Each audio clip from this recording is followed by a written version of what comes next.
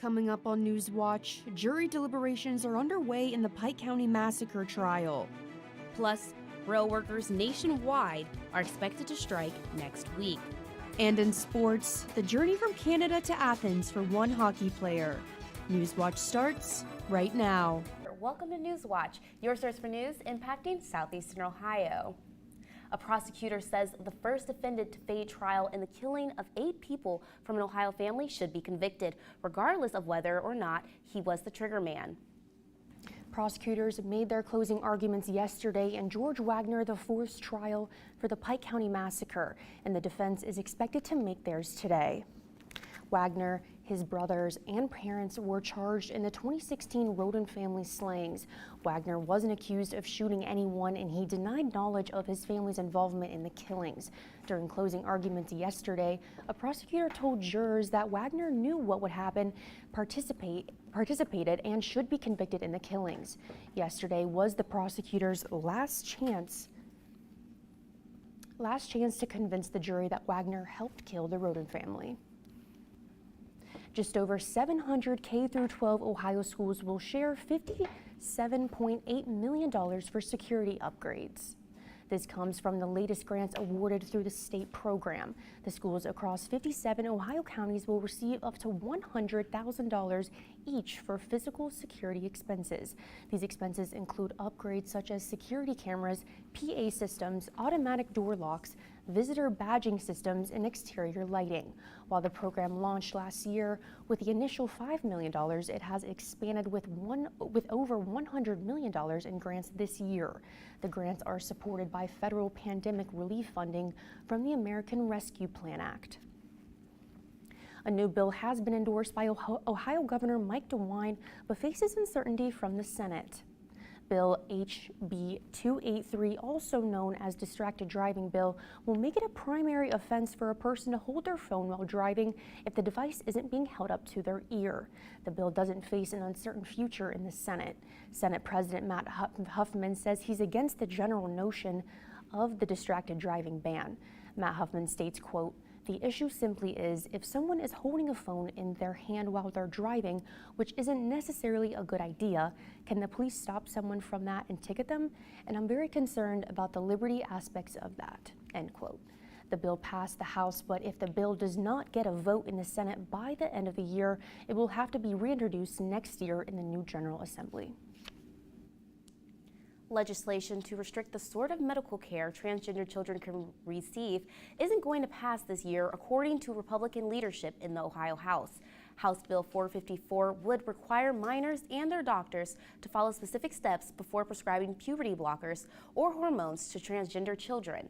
The steps include 2 years of therapy for gender dysphoria and the risk of gender transition, as well as screenings for conditions like depression or for a history of sexual abuse. The bill's vote is expected to be postponed until 2023. Hospitalizations for the 2022 through 2023 flu season have spiked in Ohio. Data from the Ohio Department of Health reports that 433 people have been hospitalized with influenza from November 13th through November 19th. One flu-related death has been reported. A 13-year-old Cuyahoga County boy died from the illness earlier this month. Hospitalizations are up more than 75% over last week and have increased every week for the last 8 weeks. The Centers for Disease Control and Prevention shows Ohio's flu activity is considered high. West Virginia has a new Deputy Secretary of Child and Adult Services. Cammie Chapman is the previous Associate General Counsel for West Virginia's Department of Health and Human Resources, or DHHR. He will now oversee the agency's Bureau for Child Support Enforcement and Bureau for Social Services. The Bureau for Child Support Enforcement is in charge of establishing and administering child support enforcement plans, while the Bureau for Social Services is in charge of running the state's foster care system. Chapman's appointment comes just after a recommendation from the McChrystal Group consulting firm. The firm's recommendation includes in a recent review of DHHR that the state form an executive leadership team to include 3 deputy secretaries. This makes Chapman the first deputy secretary named following the firm's recommendations. The Ohio Republican Party scored big this fall, but the party will be without a chair soon. Hamilton County GOP Chair Alex Trianfalou says he'll seek the party chairmanship, according to State House correspondent Karen Kassler. This comes after current chair Bob Paduchik's announcement this day after the November vote that he would not see re-election. Republicans swept the statewide offices but did lose in 2 toss-up congressional districts, including the 1st district in Trianfalou's Hamilton County. He says his priority as chair is to beat Democratic U.S. Senator Sherrod Brown in 2024. Summit County GOP chair and statewide party vice chair Brian Williams, who had tried to challenge Paduchik after the August primary, confirms to the State House News Bureau he won't run for the chair. He says he is working with a coalition to support the best candidate. Southeastern Ohio, I'm Newswatch forecaster Jacob Van Cleve. Athens today, you did see those temperatures raise up to 61 degrees. Now they are going to drop down to 38. It's a little bit warmer than what we've had the last couple of days, but it is still chilly with those mostly cloudy skies remaining. Now, what's going on across the region here, you'll see Athens currently is at 57 degrees. Lancaster, you're at 55. Columbus, you're also at 55, but it's a little bit more warmer to the south of us there in Huntington at 60 degrees. Now, what's going on across the country? There's 2 active systems to talk about. The main one was severe weather, dropping a couple tornadoes in the region, and then a cold front bringing a little bit of snow. This will eventually funnel its way into our region, and you'll see actually Wednesday, those colder temperatures will hit us Wednesday night with a low of 21, but then we'll have sunny, clear skies throughout the next 3 days. Things will change. I'll have more on that in my full weather later. Madison. Thanks, Jacob. The holiday season kicks off in Athens as many local places will be hosting activities in the upcoming days. The City of Athens will host a tree lighting ceremony in front of the Athens County Courthouse from 6 to 8 p.m. this Friday.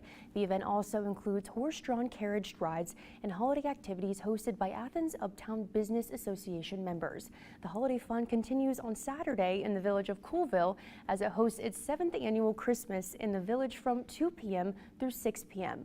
And on Saturday, December 10th, Beacon School will host its 10th annual Breakfast with Santa fundraiser to help benefit the school's PTA. Doors open at 9 a.m. and Santa will be in the North Pool Room from until 11 a.m. and will have a gift for each child.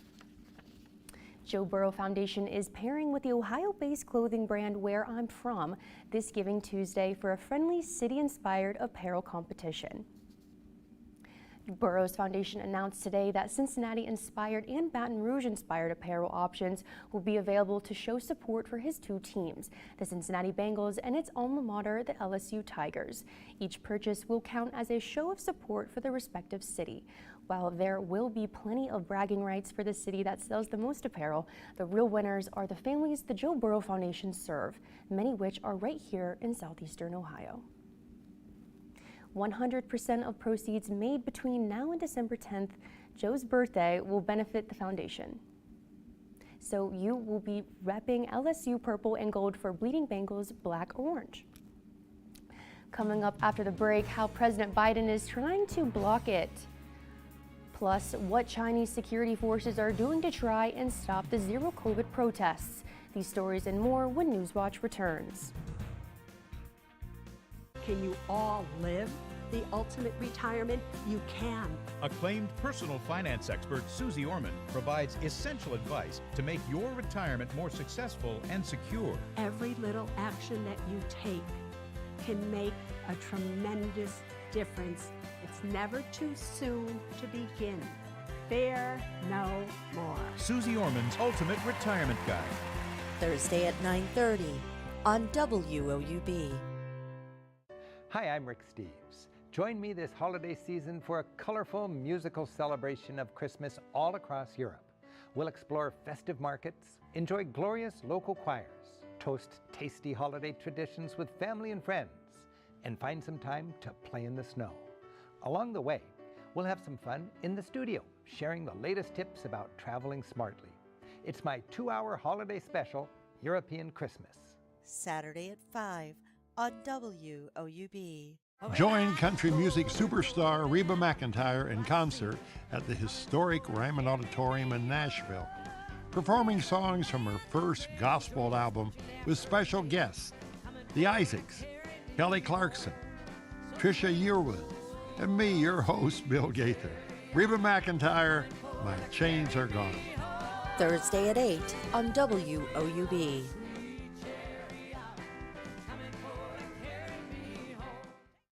The music of Kenny Rogers has touched millions worldwide. And in 2017, a superstar lineup took the stage in Nashville. It's an incredible tribute to a musical legend.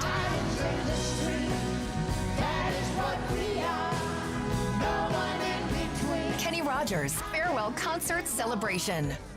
Wednesday at 8 on WOUB.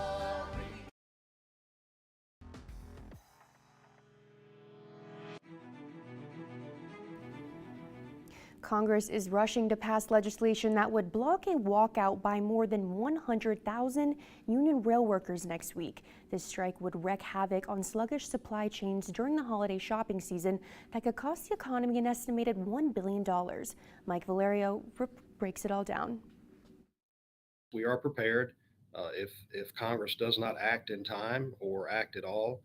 We are prepared to strike. President Joe Biden asking Congress to step in to block a freight rail workers strike that's set to begin next week. Striking is the last option for us. We would much rather reach agreement with the railroads at the table. More than 100,000 union workers could walk off the job during arguably the busiest time of year, a move that would bring 30% of the nation's freight movements to a halt. Not what consumers want to hear when they're already paying more for everyday goods. One of the sticking point for workers, getting paid sick time from the rail companies. This became a glaring issue during the pandemic when we had members who were forced by their employer or the railroads to stay home in quarantine without pay. But really it comes down to simple things like the flu for a day or two, or a sick child and the ability to take a day or two paid. Employers have countered that workers receive a, quote, significant amount of paid vacation and personal days. A strike previously was averted in September when a tentative labor deal was reached. 4 of the 12 unions rejected the deal. While those rejected contracts would have given workers their largest pay increase in 50 years, union members said it didn't address the pay and scheduling issues. It's the quality of life and how they're treated with dignity and respect while they're at work. All the issues that we have to deal with when we're keeping America moving 24 hours a day, 7 days a week, nonstop. In Los Angeles, I'm Mike Valerio. The Chinese government is moving swiftly throughout the country to put down mass protests over its strict zero-COVID policy. Security officials are patrolling streets and even checking cell phones to prevent evasion of censorship. Chris Gwynn has the latest from Washington. For the first time in decades, thousands of people have defied Chinese authorities, protesting at universities and on the streets of major cities, demanding freedom from the government's COVID lockdowns, as well as strict censorship.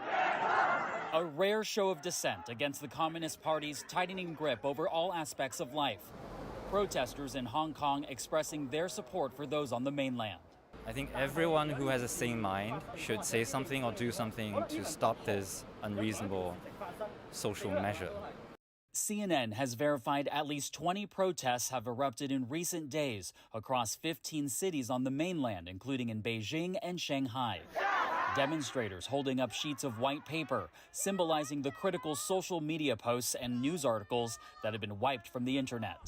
China's vast security apparatus moving quickly to prevent additional protests with heavy police surveillance. The Chinese economy continuing to take a hit. They're still dealing with COVID the way we were dealing with it in 2020 in the spring, which is your choice is to shut down. And that is very disruptive to the supply chain, the internal economy.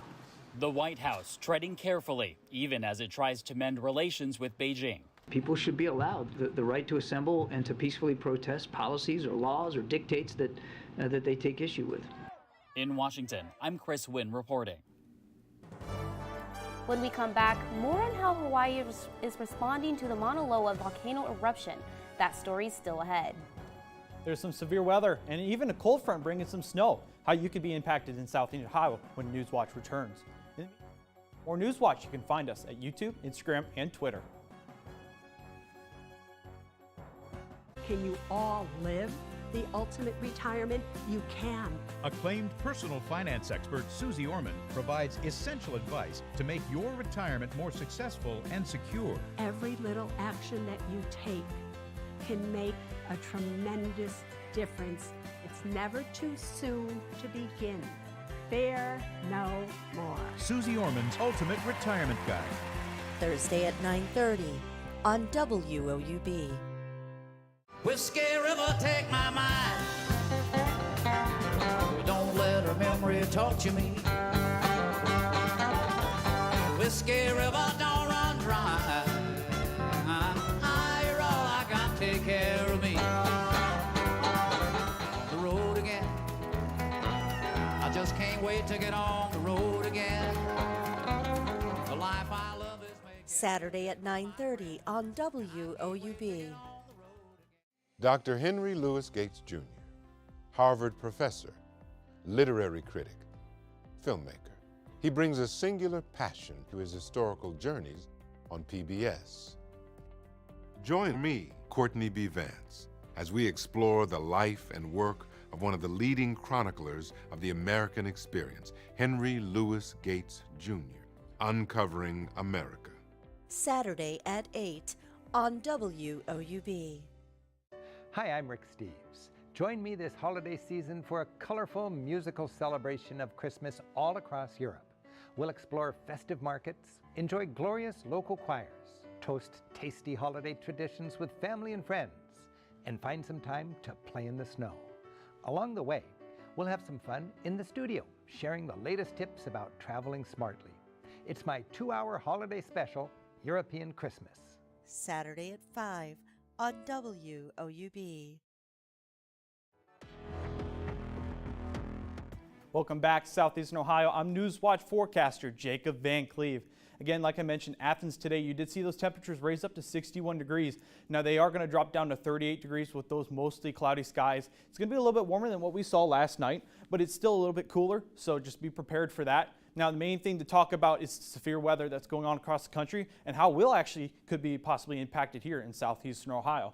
The main thing to mention right now, there is 4 active tornado warnings currently for the area around Jackson, Mississippi. Now this is a system that'll eventually make its way into southeastern Ohio. It won't be as severe, but it will bring a little bit of rain, and the main threat's going to be wind. Now why is wind the main threat? Well, if we take a look kind of around the plains, there's actually a cold front system that has a little bit of snow associated with it up here.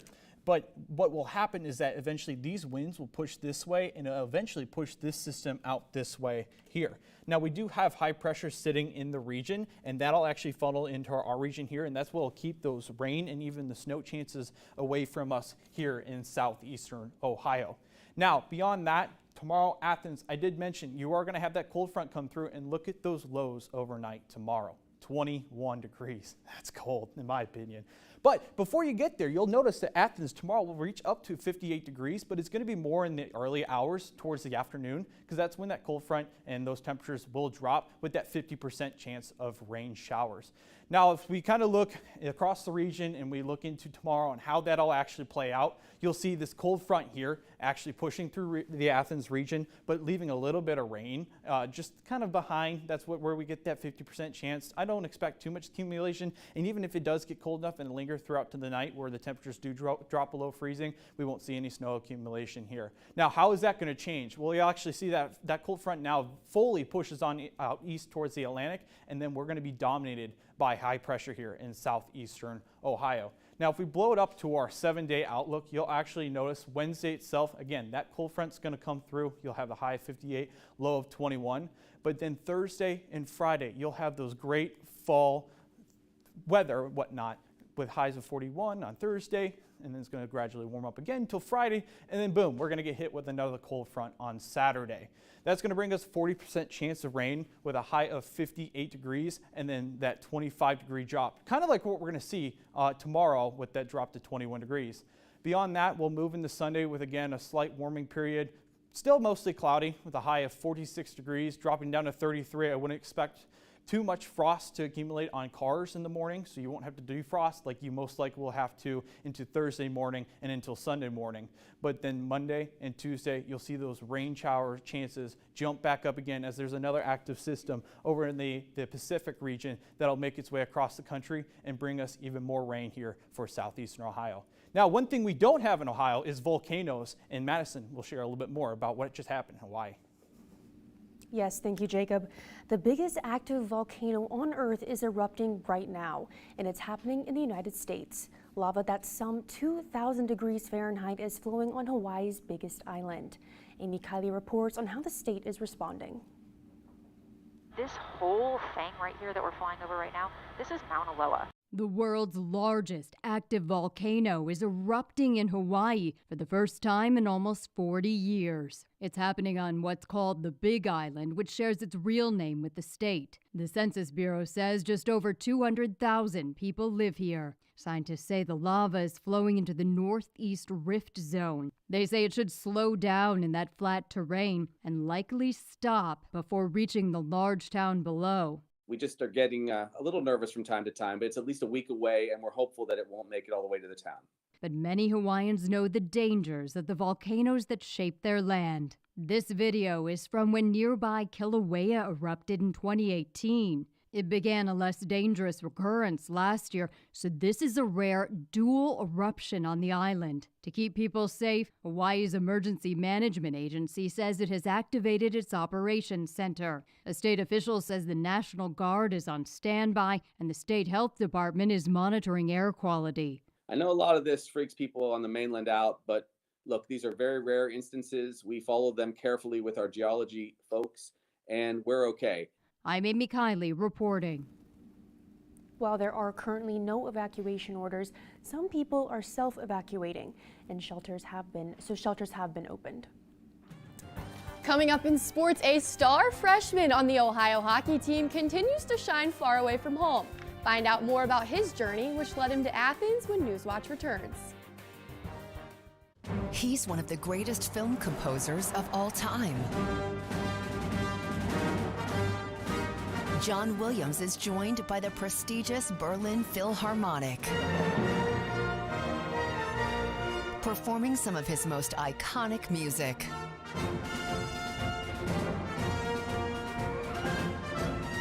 John Williams, the Berlin Concert.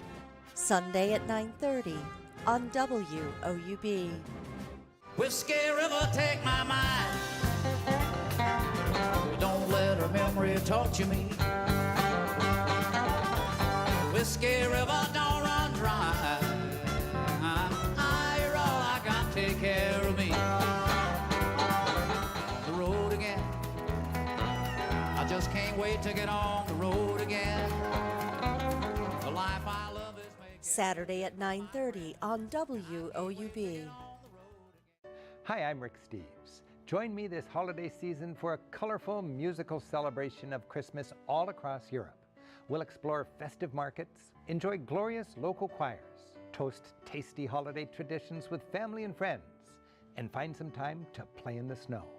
Along the way, we'll have some fun in the studio, sharing the latest tips about traveling smartly. It's my 2-hour holiday special, European Christmas.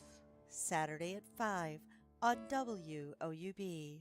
Can you all live the ultimate retirement? You can. Acclaimed personal finance expert Susie Orman provides essential advice to make your retirement more successful and secure. Every little action that you take can make a tremendous difference.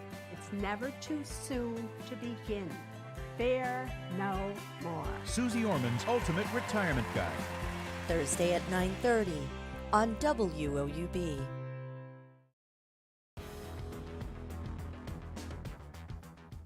Happy Tuesday, everyone. I'm Morgan Anderson. The Ohio women's basketball team looks to pick up its second road win tonight against the Dayton Flyers. The two teams will dust off the history books tonight to face off for the first time since 1983. Winning will not be easy, though. The Bobcats sit at 1-4, and the Flyers hold a winless 0-6 record. But the Bobcats have some pep in their step as they come off their first win of the season against Indiana State over the weekend. Tip-off is actually here shortly at 7 p.m. One Ohio hockey player is shredding it up on the ice this season, but he's a little far from home. Newswatch reporter Joe Collins has more on this hockey player's journey to Athens. Ohio hockey freshman Luke Reeve has made quite a name for himself in a short amount of time. Just 1 year ago, however, Reeve never knew he'd be playing for Ohio, let alone in another country. Reeve comes from Kingston, Ontario, Canada. There, like many places in Canada, hockey is king. He credits his hometown as being a huge influence on his love for the game. We have like four rinks downtown, 3 just like around my house. It's just like, it's a huge thing in my hometown. Long before Luke Reeve showcased his talents on the Bird Arena ice, he started playing where the hockey forefathers always intended it, with a stick, a pair of skates, and on frozen pond. My mom's hometown, which is just in northern Ontario, I would skate on the outdoor rink there. Got like -40, so it's pretty chilly. But I remember I grew up playing on that outdoor rink, and that kind of shaped me. As Reeve grew older, he got the chance to play in various youth leagues. When Reeve turned 16, he turned over to junior hockey, which is the preferred route to play highly competitive hockey in both Canada and the United States. When Reeve turned 20, it became time to choose what he wanted to do next for his hockey career. His one friend and teammate told him about a college in the United States that was recruiting him to play club hockey. That was the Ohio Bobcats. One of the guys who I came here with, Tommy Klepfer, he was on my team last year and he was getting recruited by Leo. And he kind of just asked me about what I thought about it. So I ended up coming for a visit here and I fell in love with it. Reeve came onto campus an international student and found it difficult at first to adjust. But luckily for him, he had 7 other teammates that came from the Great White North. A lot of them are coming from the same background in hockey that I am. So they do the same kind of things that I do on a daily basis. It's really easy to work with them. With how he's played so far, it's safe to say Reeve has fit in very well. And after getting to see his parents for the first time in a while just a week ago, Reeve is feeling even more confident and comfortable as he continues to adjust to Athens life and putting the puck in the back of the net for the Bobcats. Reporting for Newswatch, I'm Joe Collins. Madison Silver, we can catch Reeve and the Ohio hockey team this Friday and Saturday at Bird Arena when they take on Toledo for 2 home game stands. Yes, well, thank you so much, Morgan. Now we're going to toss it over to Jacob with final weather. Yeah, thanks, guys. Temperatures tonight will drop down to 38 degrees overnight. We do have a 100% chance of showers as that major storm system that's dropped a couple tornadoes in the southern portion of the country is actually going to shuffle its way into our region. Now, the main threat with that actually isn't going to be any severe weather. It's more so going to be a rainmaker and a big windmaker as we do have that cold front moving in through tomorrow for Athens. High of 58 and a low of 21 degrees with those cold temperatures. Again, that whole issue is that cold front there. It's going to push everything out of the region, and that's all we have for your weather. And finally tonight, an Ohio man is receiving praise for being a good Samaritan. Zach Arwine and his fiancee were driving along State Route 123 just east of Germantown on Friday evening when he saw something strange. A FedEx driver was dumping packages to the side of the road. The driver drove off, however, before Arwine could confront him. Arwine decided to take matters upon himself and deliver each package personally. The residents who had received a text that their package was delivered but never a package were astonished by Arwine's commitment. The people who received these potentially lost items are thankful nonetheless. And that does it for our broadcast this evening. Thanks for watching. I'm Madison Moore. And I'm Silver Barker. Stay tuned for the PBS NewsHour coming up next. And remember, you can find the latest news anytime at WOUB.org. Have a great night.